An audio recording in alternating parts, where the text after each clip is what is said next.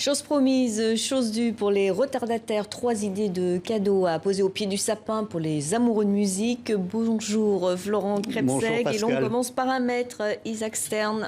On célébrait cette année les 250 ans de Beethoven, mais aussi le 100e anniversaire d'Isaac Stern. Et regardez comment le label Sony a décidé de fêter ça. Un magnifique coffret, l'intégrale des enregistrements d'Isaac Stern pour la Columbia entre 1945 et 1980, il y a tout, les grands ensembles américains, la musique de chambre et également l'intégralité des trios Beethoven. Le travail sur les livrets est absolument remarquable. Et vous avez une autre idée cadeau, la chanson française avec l'intégrale Marie Laforêt. Eh oui, un autre coffret absolument magnifique. François Mauriac appelait Marie Laforêt la 8e merveille du monde. Avant de nous quitter, la chanteuse a elle-même choisi les morceaux qui allaient composer ce coffret et certains inédits. Il y a 370 morceaux au total. Il y a les tubes, les vendanges de l'amour, Manchester et Liverpool, la reprise des Stones, Painting Black qu'on entend en fond.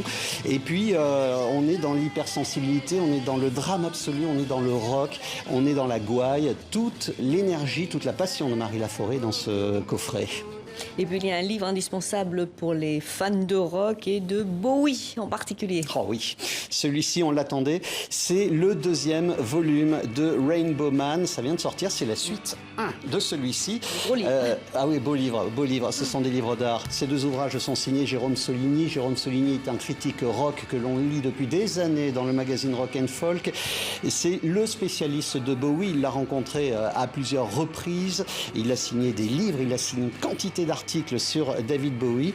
Et pour ces 2 ouvrages, Soligny a décidé de recueillir les témoignages de ceux qui ont accompagné David Bowie dans le travail, des producteurs, des musiciens, des réalisateurs. C'est absolument passionnant. On entre dans le processus de création, album par album. Le premier ouvrage de Rainbow Man commence en 67 avec l'album éponyme jusqu'à Scary Monster.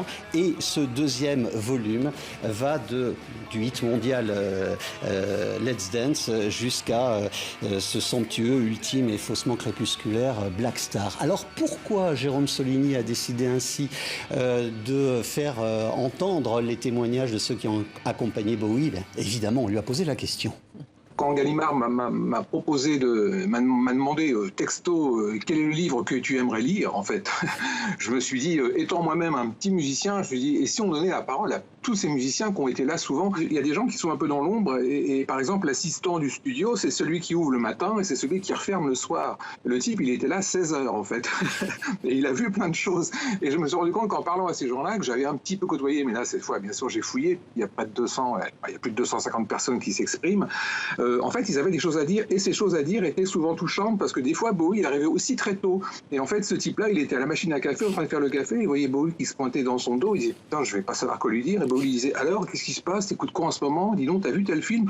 Et voilà, je trouve que ce son de cloche était vachement intéressant. Il faut reconnaître que le portrait qui se dégage de ces pratiquement 1500 pages, c'est assez loin, finalement, des idées reçues qu'on a sur lui. Son talent, en fait, c'était de s'entourer des bonnes personnes.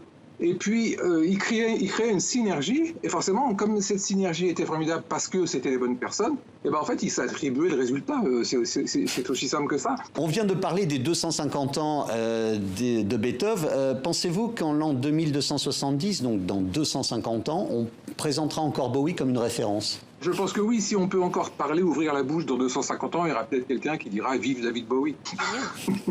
Voilà, donc ces 2 ouvrages, volume 1, volume 2, à se procurer si vous êtes fan de rock et plus particulièrement de David Bowie. C'est dans la collection Beaux Livres de Gallimard. Ce sont effectivement 2 beaux livres. Ah, j'ai eu du bol, je suis tombé sur une belle illustration.